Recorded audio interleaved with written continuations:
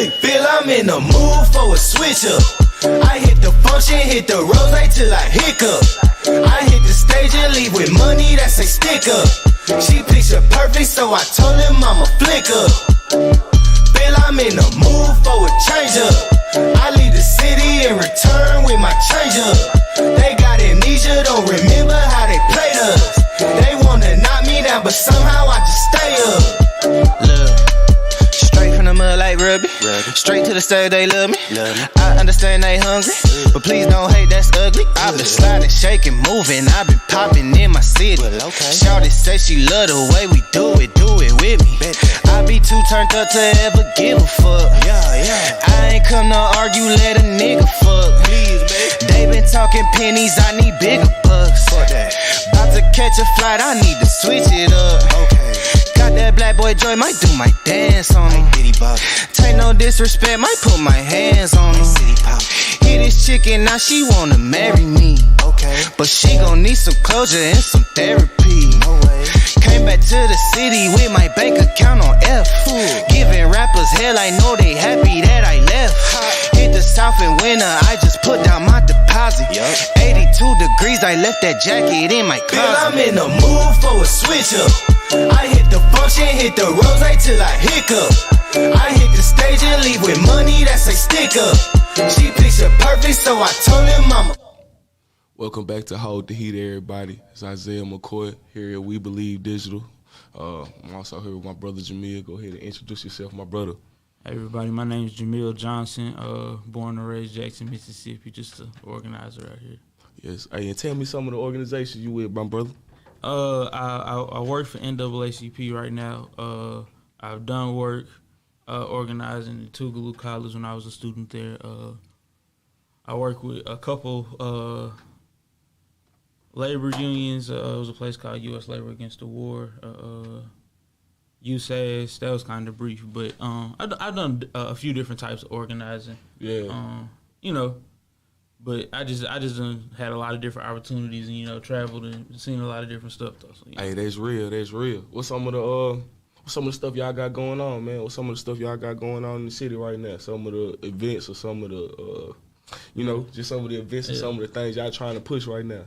And I don't want to just speak on behalf of my job too much. Right. I feel you. But being honest, the biggest thing that I want for Jackson, and I don't know if you ever participated when you was a kid or not, but like a Jackson NAACP Youth and College, our youth council will really go hard. You know what I'm saying? That could really do some good. Right. Cause it's just kind of like, it's just resources and we got the people to just guide it. And it's like, I think, if I'm not mistaken, you a youth and college member until you 25.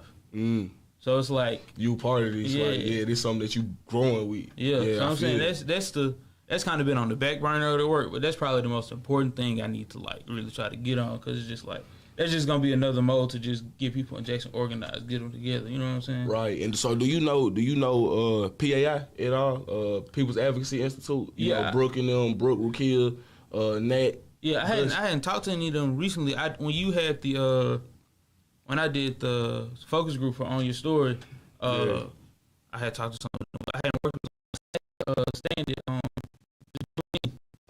so they had that, and so they got something called the Jackson Youth Assembly. Yeah, you heard of that? Yeah, so basically it sounds like exactly what y'all trying to do with the NAACP, like a youth council, or like have the voices of the youth actually prominent in our city.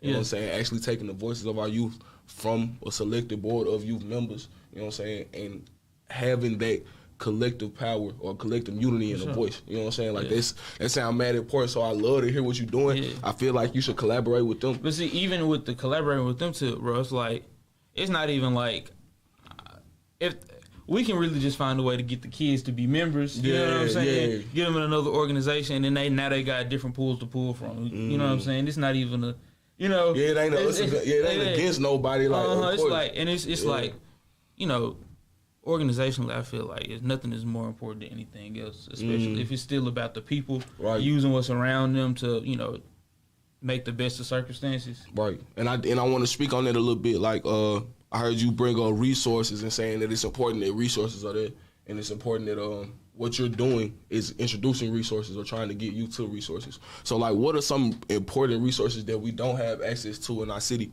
You know what I'm saying? Or people feel like we don't have access to. I mean, just off like reasonable health options, like food, the healthcare system, hospitals. You know what I'm saying? Access to medicine. All of that is not, because even like you'll go around Jackson and you'll just look. If you look hard, it's a lot of old grocery stores throughout the city that's closed. Yeah. Every side of the city. It's like in neighborhoods too. Yeah. So it's just crazy how like people talk about a food desert in a lot of different ways, but like it don't matter really where you stay at in Jackson. It's like there's no easy access to accessible food anywhere. You know? And that's crazy. And that always blew me. Like that always made me feel a certain type of way because we in a rural state.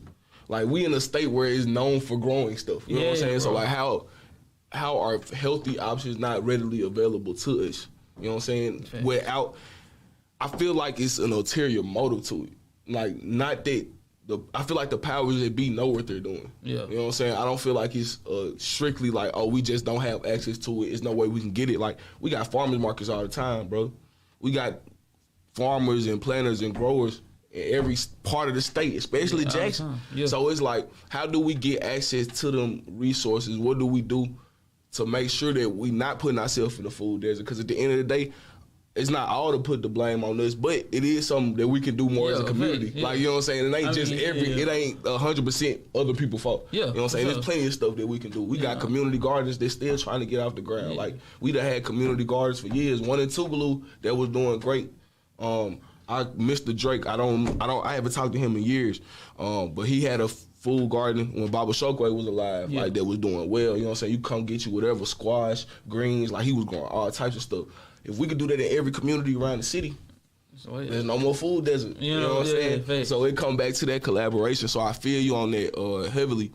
So like, I did want to ask too, when it come back to resources, like on the more specific tip, like it's resources that we all need as a community, you know what I'm saying? But specifically for the youth.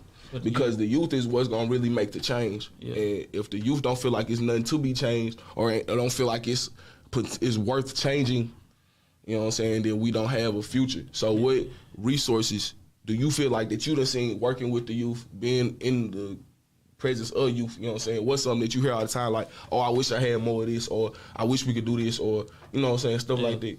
I think it's probably cliche, but like, I think kids know when you listening to them, or know, young folks know in general if you like actually hearing them, listening to them.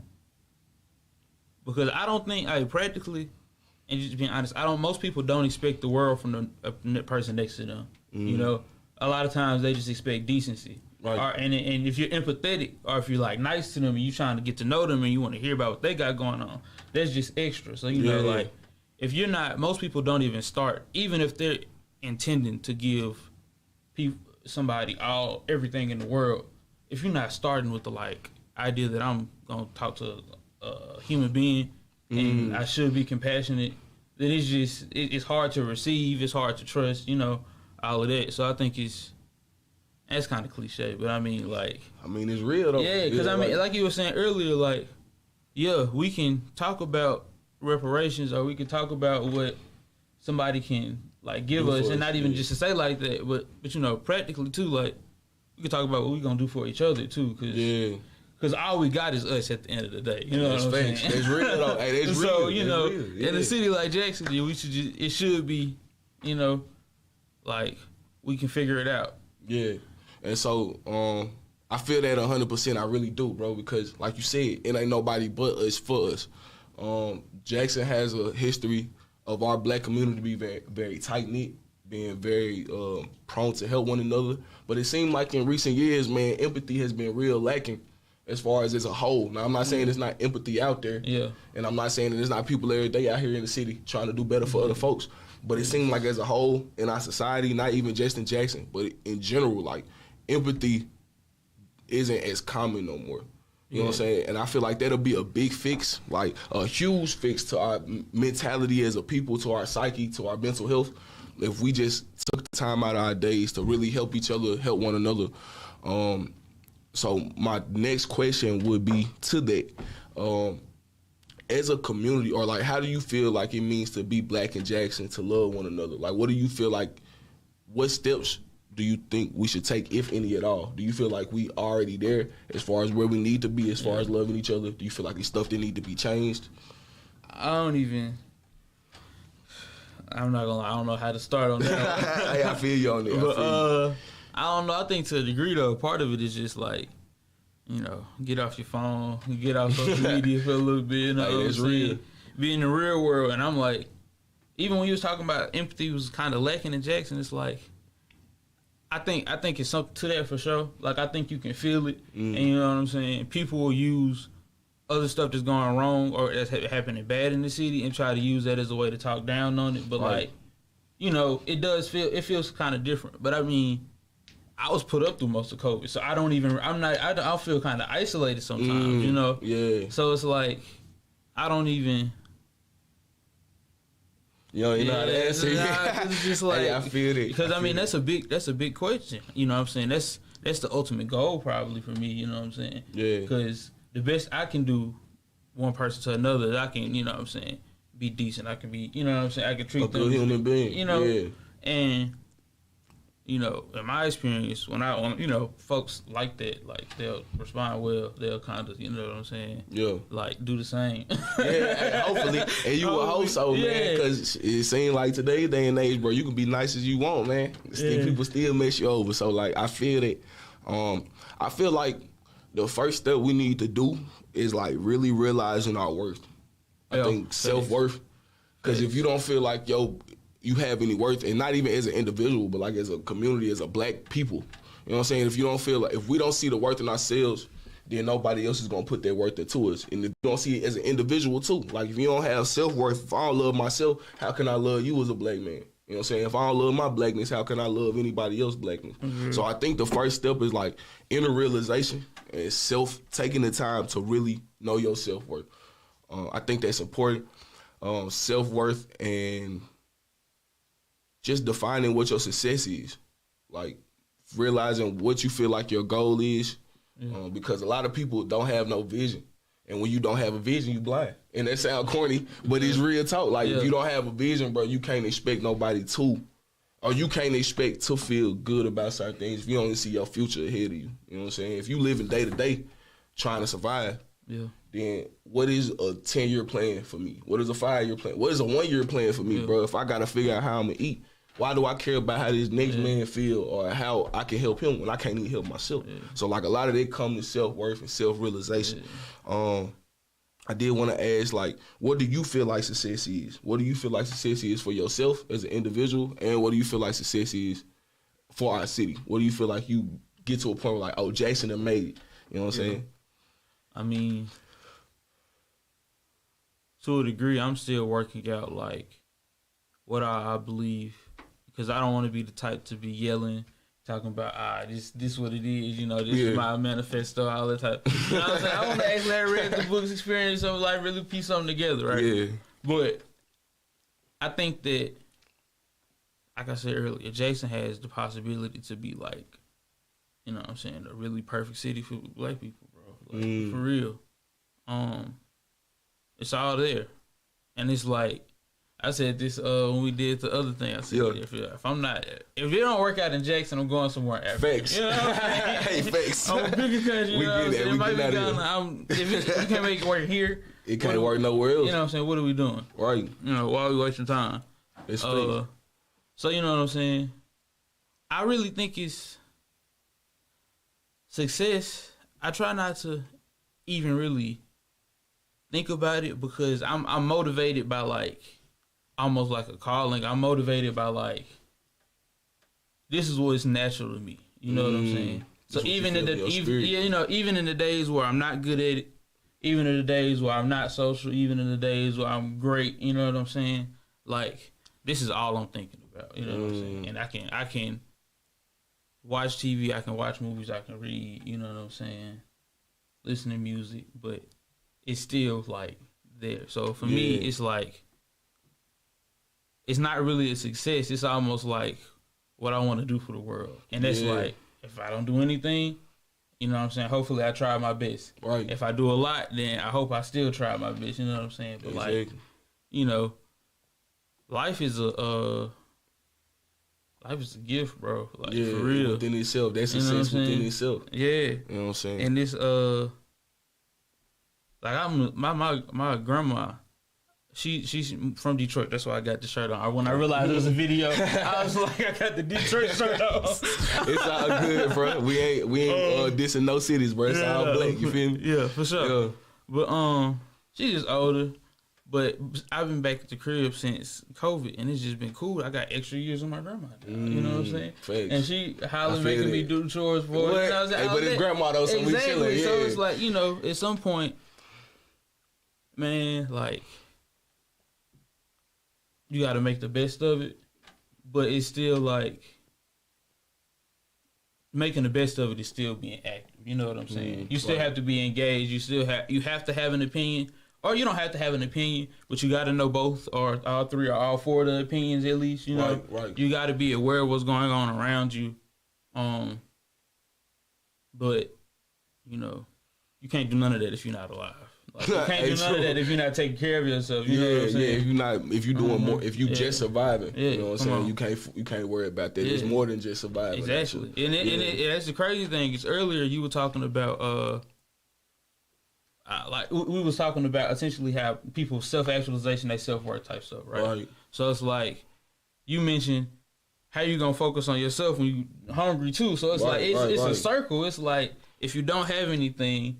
And then it's like, how much time are you gonna have devoted to like trying to gain something that's intangible, right? Yeah. When you trying, you know what I'm saying? And it's no matter how you end up, I look at it, it's kind of like that. So to a degree, you just got to make the best of what you got. Hey, make the best of what you got. And I feel like, and unfortunately, this is something that's like, what is the word I'm looking for? Synchronous, or it's synchronous with our people. I don't know if I'm saying that right, but basically, it's.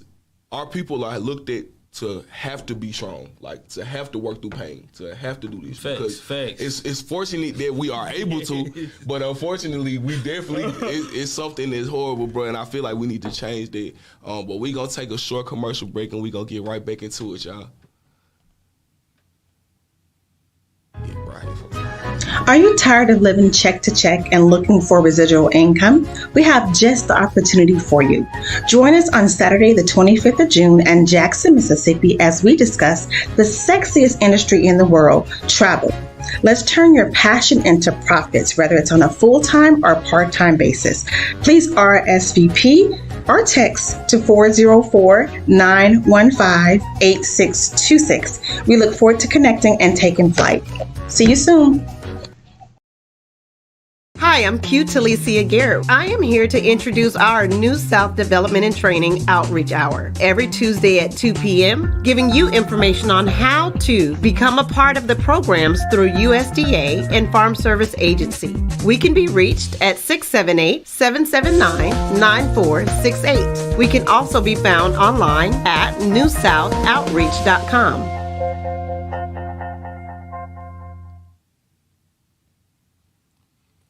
Welcome back, y'all. Shout out to We Believe Digital for hosting this. So just to get back into our conversation, man, just talking about what we need for the city of Jackson, what we feel like our next goals and our next achievements should be. I think, like we were just saying, the first focus should be making sure that we're straight. Making sure that every individual is okay. And then once we get from the individual level, we can worry about community, right? Yeah. Or at least build the community so then that we can all work together to be in shape. Yeah. I feel that. So with that being the case, like, what's the biggest detriment to our unity? Like, just thinking of it, like, because on the top of my head, I think about community all the time. You know, I love my community, you love the community, but not everybody feel that way. Mm-hmm. You know what I'm saying? So, like, why do you feel like, where's the hurt coming from, you think, with our community, especially our generation and younger? Like, where you think that hurt coming from, where we don't want to claim Jackson, we don't believe in Jackson? Because I believe in Jackson, you feel me? I see the potential that we got every day, speaking of folks like you. Speaking of folks like Jalisha, shout out back there. You know what I'm saying? Speaking to all these different, beautiful, intelligent black people, you know what I'm saying, that's in our city. Like, how do we, first, where do you think the detriment is, like I said, to our community? Or where do you think that mentality is where we don't feel like we have nothing? And then two, how do we rectify that? You know, you can say racism, white supremacy, Mississippi. That, you know what I'm saying? It's a lot of things. I don't know. It probably comes from a lot of different places. You know, people not seeing Jackson for what it is, or, you know, hearing all the bad, or seeing a lot of bad here, and you don't want to be here anymore. You know what I'm saying? Which is fair. Yeah. The way I kind of look at it is, you know, the city is what it is, and we got to make the best of it. And I mean, we can make sure that more people don't feel that way because you get indoctrinated through school, or your parents, or you got family members, or the news, because the news is just kind of none but fear mongering at this point. But you know, I guess it starts with teaching the kids and like making sure that, like, even if you're doing bad, you got to be a little positive. So you don't just instill negativity. You know what I'm saying? Yeah. And that's more than just if you have kids, like the children you're around. Right. Yeah. But also at the end of the day, like, if you moved away from Jackson, we love you. Yeah. But you know, if you still here too, it's on us to, you know, do the city the best. We can't complain about people not being here. Exactly. We gotta just, you know, we live here. We gotta take responsibility. I take responsibility. Yeah. That's a white man. I don't know about all that, but we can work towards fixing it. Though. Yes, we can. We can work hard. You know what I'm saying? Yeah. You can. It's a phrase out there, and this is why you gotta read books and stuff, because these phrases exist already. You know what I'm saying? People already done coined the shit. You know True. what I'm saying? You just gotta find it. Yeah. But then, even then, I feel like some stuff, it don't even need a name to it. Like, it's some stuff that's just intuitive. Like, there's something in our nature, you know what I'm saying, that we innately know. Like, you know it's bad to kill your mother or your father. Like, you know that's horrible. You know what I'm saying? That's something that you innately know. You don't need no laws to tell you that. You don't need a book to tell you that. You don't need Freudian psychology to tell you that. Like, nah, you don't need none of that. It's just something that we innately know. And I feel like that's important to label and to really, not even label, but just to understand that, like, some stuff don't need labels. Some stuff is just what it is, but we work towards changing it. Yeah. Like, in our community, unfortunately, it is what it is, that as a whole, we don't really look for mental health being a big issue. Yeah. You know what I'm saying? It don't necessarily have a term for it. We don't have no name for it, but it's something that we are taught to, like, we taught to be strong. We taught to, you keep your problems deep buried in you, and you walk through it. You keep going. And that's something, personally, I feel like we need to unlearn. You know what I'm saying? That does a lot more damage than detriment than benefit. Sure. I guess that's the way you say it. Like, we need to learn that it's okay to be vulnerable sometimes. Now, it's not okay to be vulnerable all the time. It ain't okay to just be crying in public because you dropped something. You know what I'm saying? Like, but it is okay to be emotional. It's okay, especially as young black men. Like, I tell this to every black brother I meet, bro. It's okay to be sad. It's okay to feel bad. It's okay to not have a plan all the time. Yeah. It's okay to not know what you're doing. Like, our community, and not even our community at Jackson, but our community as a whole, like I keep saying, we have to unlearn this type of stuff if we want to really build towards something better. Because you look at these other communities of races, and you see that they're, I wouldn't say they more accepting. Well, I would say that they do accept mental trauma differently. You know what I'm saying? Especially in what they call the white community. You know what I'm saying? Mental health and illness is like, they're not drug addicts, they're just ill. You know what I'm saying? We need to take we need to take that mentality with our people, because even if you don't necessarily agree with that, because I agree with it, but even if you don't necessarily agree with it, like, it's still some lessons to be learned out of it. Like, it go all the way back to empathy, understanding that you might have a different life than this person, but it's stuff that y'all can relate. If you might have made one choice that would have made you like this person, you know what I'm saying? So, like, understand it and be empathetic for that, and, like, really try to be in that person's shoes before you judge. So that's one thing I feel like we need to unlearn. But what's something you feel like we need to unlearn or relearn? Something we need to unlearn or relearn. Yeah, you can take your time too. It ain't nothing you just gotta. Yeah, because I know it's a lot. It's a lot of stuff that we do need to unlearn. You know what I'm saying?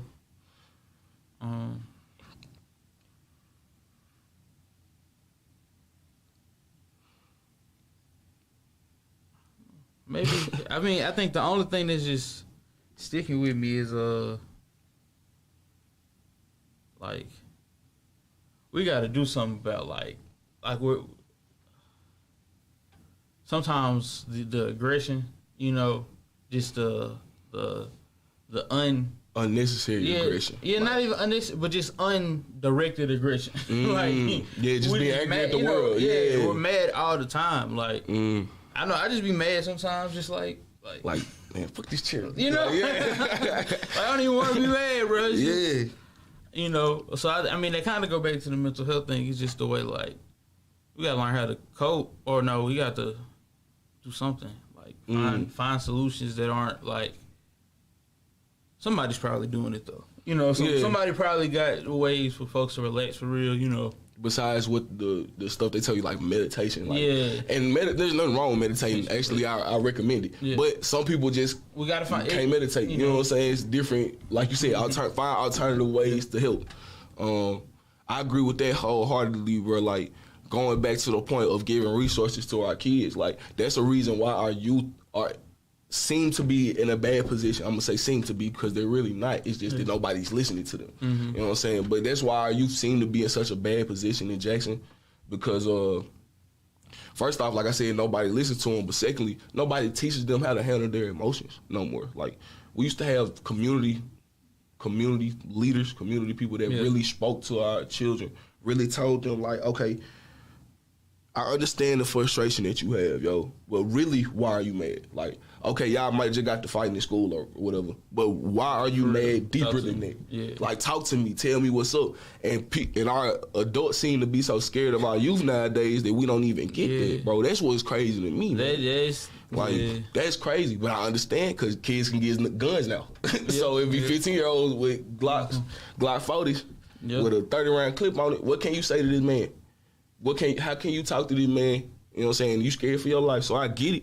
But we also need them fearless leaders, man, to understand it. Like, bro, it's just because these children don't have nobody telling them they love them, man. That's all it is. It's showing that you care for the youth, man. Like, I think that's mad important, bro. And people don't do that enough no more, man. Like, they really don't. And it's kind of like, you'll think, is the world so trying to be post-racial, Juneteenth, the federal holiday, everything's peaches and cream. We're doing great out here. You know what I'm saying? They try to do all of that, but I mean, like, it's almost, no, not almost, like, people are more money hungry and capitalist now than they probably ever been, bro. Especially our people.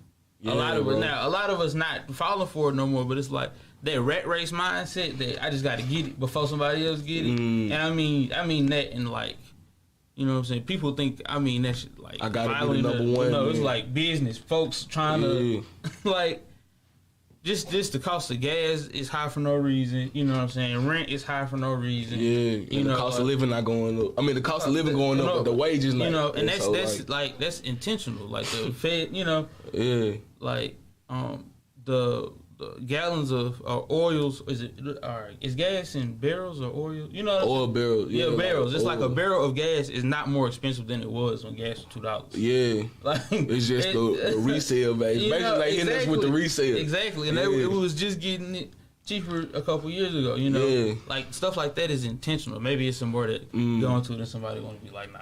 But come on, bro. We know what it really. And it's just like we got to figure out a way to just get people to realize, like, we're not going to all be billionaires. And the way these billionaires get that money, do you really want to get that money like that? Yeah, because really people don't matter that much, bro. Doesn't matter that much. Yeah, because people not content with their lives no more, man. So people it's just not content. Like, everybody trying to one-up each other, do better, you know what I'm saying? But it's like, is that really going to make any of us happy?